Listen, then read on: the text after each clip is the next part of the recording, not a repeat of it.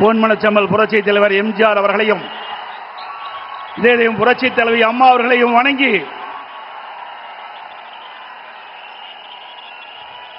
இந்த சிறப்பான தேர்தல் பிரச்சார கூட்ட நிகழ்ச்சியிலே கலந்து கொண்டு அற்புதமான உரையாற்ற அமர்ந்திருக்கின்ற மதிப்புக்கும் மரியாதைக்கும் உரிய மாண்புமிகு பாரத பிரதமர் நரேந்திர மோடி அவர்களே, இந்த சிறப்பான நிகழ்ச்சியிலே கலந்து கொண்டு சிறப்புரையாற்றிய மரியாதைக்குரிய நம்ம கூட்டணியில் அங்கம் வகிக்கின்ற டாக்டர் அன்புமணி ராமதாஸ் அவர்களே, மரியாதைக்குரிய திரு டிடிவி தினகரன் அவர்களே, மரியாதைக்குரிய திரு வாசன் அவர்களே, மத்திய அமைச்சர் பெருமக்களே, பாரதிய ஜனதா கட்சியினுடைய தலைவர்களே, மேடையிலே வீட்டுகின்ற கூட்டணி கட்சியினுடைய தலைவர்களே, அனைத்து இந்திய அண்ணா திராவிட முன்னேற்ற கழகத்தினுடைய தலைமை கழக நிர்வாகிகளே, மாவட்ட கழக செயலாளர்களே, வாரியிலிருந்து சிறப்பித்துக் கொண்டிருக்கின்ற அனைத்து இந்திய அண்ணா திராவிட முன்னேற்ற கழகத்திலே பல்வேறு பொறுப்புகளை வைக்கின்ற நிர்வாகிகளே, கூட்டணி கட்சி சேர்ந்த நிர்வாகிகளே, தொண்டர்களே, கழக உடன்பிறப்புகளே, பெரியோர்களே, தாய்மார்களே, பத்திரிகையாளர் ஊடகங்களே, அனைவருக்கும் என்னுடைய முதற்கண் நன்றி கலந்த வணக்கம். 2 நாளைக்கு முன்பு இதே திருச்சி மாநகரத்தில் திராவிட முன்னேற்ற கழகத்தினுடைய மாநில மாநாடு நடந்தது. அந்த மாநாட்டில் நம்முடைய கூட்டணி பற்றி இன்றைய முதலமைச்சர் விமர்சனம் செய்தார். திரு ஸ்டாலின் அவர்களே, அனைத்து இந்திய அண்ணா திராவிட முன்னேற்ற கழகம் தேசிய ஜனநாயக கூட்டணி இணைந்து அற்புதமான கூட்டணியை தமிழகத்திலே அமைந்திருக்கின்றது. வலிமையான கூட்டணி, வெற்றி கூட்டணி நம்முடைய கூட்டணி. உங்களுடைய கூட்டணி பல்வேறு பிரச்சனைக்கு இடையிலும் பல்வேறு வார்த்தை போர்களுக்கு இடையில்தான் இப்பொழுது காங்கிரசும் திமுகவும் இன்றைக்கு கூட்டணி அமைந்திருக்கின்றன. கிட்டத்தட்ட 20 நாட்கள் திராவிட முன்னேற்ற கழகமும் காங்கிரசும் வார்த்தை போர். பத்திரிகையில் ஊடகத்தில் வருகின்ற செய்திகள், காங்கிரஸ் திராவிட முன்னேற்ற கழகத்தில் ஆட்சியிலே பங்கு கூடுதல் இட வேண்டும் என்று தினந்தோறும் அறிக்கை, பல்வேறு விமர்சனங்கள், அத்தனையும் தாண்டி கெஞ்சி காங்கிரசுக்கு அடிமையாகி காங்கிரசோடு கூட்டணி வைத்திருக்கிறீர்கள். ஆனால் அனைத்து இந்திய அண்ணா திராவிட முன்னேற்ற கழகம் தேசிய ஜனநாயக கூட்டணி இன்னைக்கு ஒரு அற்புதமான கூட்டணி. எங்கள் கூட்டணியிலே பரஸ்பர உணர்வோடு நாங்கள் இணைந்திருக்கின்றோம். வருகின்ற சட்டமன்ற பொதுத் தேர்தலில் எங்களுடைய கூட்டணி கட்சி தலைவர்கள், நிர்வாகிகள், தொண்டர்கள் எருமை போல தேனீக்களை போல சுறுசுறுப்பாக செயல்பட்டு மீண்டும் தமிழகத்திலே ஒரு அற்புதமான ஆட்சியை அமைப்போம். ஸ்டாலின் அவர்களே, நீங்கள் எத்தனை முறை எங்கே கூட்டம் போட்டாலும் நாட்டு மக்கள் உங்களை நம்ப போவதில்லை. கடந்த 2021ஆம் ஆண்டு திராவிட முன்னேற்ற கழகத்தின் சார்பாக சுமார் 525 அறிவிப்புகள் வெளியிட்டீர்கள். 525 அறிவிப்புகளில் 1/4 அறிவிப்பு கூட இதுவரை நிறைவேற்றப்படவில்லை. அத்தனையும் போய் கவர்ச்சிகரமாக பேசி கவர்ச்சிகரமாக அறிக்கை விட்டு அந்த தேர்தல் அறிவிப்பை இதுவரை நடைமுறைப்படுத்தாத அரசாங்கம் திமுக கட்சி உங்களை அடையாளம் கண்டுகொண்டு விட்டார்கள். தேர்தல் வந்தால் அறிவிப்பு வரும் திராவிட முன்னேற்ற கழகத்திலிருந்து, தேர்தல் முடிந்தால் அதோடு விட்டு விடுவார்கள். அதுதான் திமுகவுடைய கொள்கை. ஆனால் அனைத்து இந்திய அண்ணா திராவிட முன்னேற்ற கழகத்தை பொறுத்தவரைக்கும் பொன்மனச்செம்மல் புரட்சி தலைவர் காலத்திலும் சரி, இதயம் புரட்சி தலைவர் அம்மாவுடைய காலத்திலும் சரி, கொடுக்கப்பட்ட வாக்குறுதியை நிறைவேற்றுகின்ற கட்சி அனைத்து இந்திய அண்ணா திராவிட முன்னேற்ற கழகம் எங்களுடைய கூட்டணி. ஆகவே மக்கள் ஏமாற்றி ஆட்சிக்கு வந்து இன்றைய தினம் மக்களை வாட்டி வதைக்கின்ற அரசாக திராவிட முன்னேற்ற கழகம் இன்றைக்கு திகழ்ந்து கொண்டிருக்கின்றது.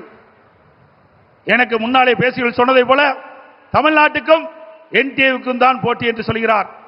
பாவம், மறந்து போய்விட்டார். அடிக்கடி மறதி திரு ஸ்டாலினுக்கு. திரு ஸ்டாலின் அவர்களே, நடக்க போவது தமிழ்நாடு சட்டமன்ற பொது தேர்தல்.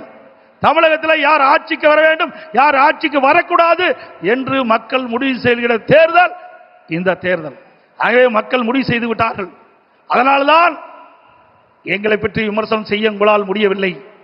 அனைத்து இந்திய அண்ணா திராவிட முன்னேற்ற கழகம் 10 ஆண்டு காலம் 2011 2024 அற்புதமான ஆட்சி கொடுத்தது. அந்த ஆட்சி காலம் ஒரு பொற்கால ஆட்சி என்று மக்களால் பாராட்டப்பட்டோம்.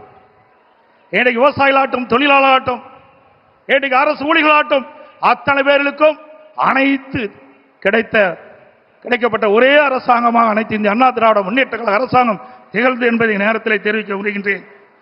அதே போல திரு ஸ்டாலின் அடிக்கடி பேசுகிறார், எங்கள் கூட்டணியில் இருக்கின்ற அத்தனை பேருக்கும் ஒரே கொள்கை என்று. திரு ஸ்டாலின் அவர்களே, திராவிட முன்னேற்ற கழக கொள்கையும் காங்கிரஸ் கொள்கையும் ஒன்றா? திமுக கொள்கையும் கம்யூனிஸ்ட் கட்சியும் ஒன்றா? திரு திமுக கொள்கையும் இன்றைய தினம் விடுதலை சிறை கட்சியினுடைய கொள்கையும் ஒன்றா? ஒரே கொள்கை என்றால் ஒரே கட்சி அமைத்து விடலாம், தனித்தனி கட்சி தேவையில்லை. ஆக பல்வேறு கொள்கை உள்ள கட்சிகள் எல்லாம் ஒன்றாக சேர்ந்துதான் திமுக கூட்டணி அங்கம் வைக்கின்றது. ஆனால் திரு ஸ்டாலின் அடிக்கடி சொல்வதெல்லாம் ஒத்த கொள்கையுடைய கட்சி எல்லாம் ஒன்றாக இணைந்திருக்கின்ற சொல்லி இன்றைக்கு மக்களை ஏமாற்றிக் கொண்டிருக்கின்ற கட்சி திமுக கட்சி. ஆக கூட்டணி அமைப்பது இயல்பு. எல்லா கட்சியும் தேர்தல் நேரத்தில் கூட்டணி அமைப்புகள் வாக்கள் சிதறாக கூடாது என்பதற்காக மக்கள் திமுக ஆட்சி அகற்ற வேண்டும் என்ற ஒரே எண்ணத்தின் அடிப்படையிலே, தமிழ்நாட்டு மக்களுடைய நலன் கருதி தமிழ்நாடு ஏற்றம் பெற வேண்டும், வளம் பெற வேண்டும் என்ற அடிப்படையிலே, கொள்ளையடிக்கின்ற கூட்டத்தை விரட்டி அடிக்க வேண்டும் என்ற அடிப்படையிலே தேசிய ஜனநாயக கூட்டணி பிரமாதமான கூட்டணி அமைத்திருக்கின்றது. உங்கள் கூட்டணி அப்படி அல்ல. உங்கள் கூட்டணியை அமைக்கின்ற கட்சிகளும் அடிமையாக உங்களிடத்தில் இருந்து கொண்டிருக்கின்றன. இன்றைக்கு தமிழகத்தில் நிலவுகின்ற பிரச்சனை, இன்றைக்கு போதைப் பொருள் விற்பனை, அதனால் மக்கள் படுகின்ற துன்பங்கள் ஏராளம். பெண்களுக்கு இழைக்கப்படுகின்ற கொடுமைகள், தினந்தோறும் கொலை, கொள்ளை, திருட்டு, வழிப்பறிவு, பாலியல் வன்கொடுமை நடக்காத நாளே இல்லை. சிறுமிகளுக்கு பாலியல் வன்கொடுமை, பெண்களுக்கு பாலியல் வன்கொடுமை, மூதாட்டிகளுக்கு கூட பாலியல் வன்கொடுமை. இப்படிப்பட்ட மோசமான கையிலாகாத அரசாங்கம் திமுக அரசாங்கம். அப்படிப்பட்ட அரசாங்கத்தை அகற்றுவதுதான் எங்களுடைய கூட்டணிய நோக்கம் என்பதை நேரத்தில் தெரிவிக்க விரும்புகின்றேன். அதே நேரத்தில் இன்றைக்கு திராவிட முன்னேற்ற கழகம் என்று சொன்னால் அது குடும்ப கட்சி, அது ஒரு கார்ப்பரேட் கம்பெனி, அது கட்சி அல்ல. அந்த குடும்பத்தில் இருக்கின்றவர்கள் தான் அந்த கட்சிக்கு தலைவராக முடியும், அந்த குடும்பத்தில் இருக்கின்றவர் தான் ஆட்சி அதிகாரத்துக்கே வர முடியும். அப்படிப்பட்ட கட்சியை தமிழக மக்கள் இந்த முறை விரட்டி அடிக்கப்படுகிறார்கள். இந்த தேர்தலோடு திரு கருணாநிதி குடும்பத்திற்கு இறுதி கட்ட தேர்தல் மக்கள் முடிவு செய்து விட்டார்கள். தமிழகம் முழுவதும் ஒரே குரல், திமுக ஆட்சி அகற்றப்படுகின்ற ஒரே குரல் இன்னைக்கு ஒலித்துக் கொண்டிருக்கிறது. ஆக இப்படிப்பட்ட ஆட்சி தமிழகத்திலே அகற்றப்பட வேண்டும் என்று மக்களுடைய எண்ணம். அந்த எண்ணத்தை நிறைவேற்றுவதுதான் எங்களுடைய கூட்டணியுடைய நோக்கம் என்பதை இந்த நேரத்தில் தெரிவித்து, அனைத்து இந்திய அண்ணா திராவிட முன்னேற்ற கழகத்திலே பல்வேறு திட்டங்களை இங்கே நிறைவேற்றி கொடுத்திருக்கின்றோம். இந்த டெல்டா மாவட்டம் பொன் விளைகின்ற பூமி, அப்படிப்பட்ட விளை நிலங்களை திரு ஸ்டாலின் அவர்கள் துணை முதலமைச்சர் இருந்த காலகட்டத்திலே விவசாய நிலைகளை அபகரிக்கின்ற விதமாக மீத்தேன் ஹைட்ரோ கார்பன் திட்டத்திற்கு அந்த புரிந்துணர்வு ஒப்பந்தம் போட்டது திரு ஸ்டாலின் முன்னிலையிலே.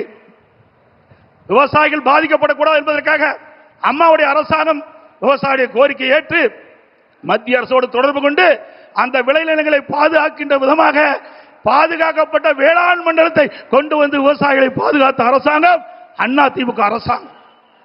அதோடு குடிமராமத்து திட்டத்தை கொண்டது ஏரி, குளம், குட்டைகள் எல்லாம் அனைத்தும் சீர்வு செய்யப்பட்டு பெய்கின்ற மழைநீர் முழுவதும் சேமித்து வைத்தோம். அங்கே தடுப்பணைகள் கட்டப்பட்டோம். ஆதனூர், குமாரமங்கலம், நஞ்சை போலே தடுப்பணை கட்டப்பட்டது, முக்கம்பிலே தடுப்பணை கட்டப்பட்டது. அதே போல காவிரி குண்டாறு அற்புதமான திட்டம். வறண்ட பகுதியில் இருக்கின்ற நிலங்கள் எல்லாம் செழிப்பாக வளமாக இருக்க என்பதற்காக, அந்த பகுதியில் நிலத்தடி நீர் உயர வேண்டும் என்பதற்காக காவிரி குண்டாறு திட்டத்தை கொண்டு வந்தோம். அந்த திட்டத்தையும் முடக்கிய அரசாங்கம் தான் விடியா திமுக அரசு. அதோடு பாரத பிரதமர் அவரிடத்திலே, மரியாதைக்குரிய நரேந்திர மோடி அவரிடத்திலே நான் முதலமைச்சராக இருந்த பொழுது ஒரு திட்டத்தை நிறைவேற்ற வேண்டும் என்று அவரிடத்திலே கோரிக்கை வைத்து அவரும் ஏற்றுக்கொண்டார். அதற்கு நடந்தாய் வாழி காவிரி திட்டம் என்ற அற்புதமான திட்டம். மேட்டூர் அணையிலிருந்து வெளியேறுகின்ற நீர் கடலிலே கலக்கின்ற வரை அந்த நதியின் கரை ஓரமாக இருக்கின்ற கழிவு நீர் அந்த நதியிலே கலந்து மாசுபடுகின்றது. அந்த நீரை சுத்தமான நீராக மக்கள் பருக வேண்டும், விவசாயத்துக்கு சுத்தமான நீராக பாய்ச்ச வேண்டும் என்ற அடிப்படையிலே அவரிடத்தில் கோரிக்கை வைத்தேன். அவரும் ஏற்றுக்கொண்டு அன்றைய தினம் 2 அவைகள் கூட்டத்திலே மேதகு குடியரசுத் தலைவர் உரையிலே இடம்பெறச் செய்து 2024ஆம் ஆண்டு அதற்கு வடிவம் கொடுத்தார் பாரத பிரதமர் அவர்கள். அவருக்கு நன்றியை இந்த நேரத்தில் தெரிவித்துக் கொள்கிறேன். சுமார் 11,250 கோடி நடந்தாய்வாளி காவிரி திட்டத்திற்கு மத்திய அரசு அனுமதி கொடுத்தது 2024ஆம் ஆண்டு கொள்கை விளக்க குறிப்பிலே இடம்பெற்றிருக்கிறது தமிழ்நாடு அரசிலே. ஆனால் இதுவரை அதை நிறைவேற்றப்படவில்லை. அது அனைத்து இந்திய அண்ணா திராவிட முன்னேற்ற ஆட்சியிலே கொண்டு வரப்பட்ட திட்டம், மத்திய அரசு அனுமதிக்கப்பட்ட திட்டம் என்ற ஒரே காரணத்திற்காக இன்று தினம் முடக்கி வைத்திருக்கின்றார்கள். மீண்டும் உங்களுடைய பேர் ஆதரவால் நம்முடைய கூட்டணி அதிக இடங்களிலே வெற்றி பெற்று அனைத்து இந்திய அண்ணா திராவிட ஆட்சி அமைக்கும். அப்பொழுது நடந்தாய்வாளி காவிரி திட்டம் நிறைவேற்றப்படும் என்று சொல்லி வாய்ப்புக்கு நன்றி கூறி, அதே நேரத்தில் நடைபெறுகின்ற சட்டமன்ற பொதுத் தேர்தலிலே தேசிய ஜனநாயக கூட்டணியின் சார்பாக போட்டியிடுகின்ற அத்தனை வேட்பாளருக்கும் பெருவாரியான வாக்குகளை அளித்து அவளை வெற்றி பெற செய்து மீண்டும் அதிமுக ஆட்சி அமைக்க நீங்கள் அத்தனை பேரும் துணை இருக்க வேண்டும் என்று கேட்டு விடைபெறுகின்றேன். நன்றி, வணக்கம்.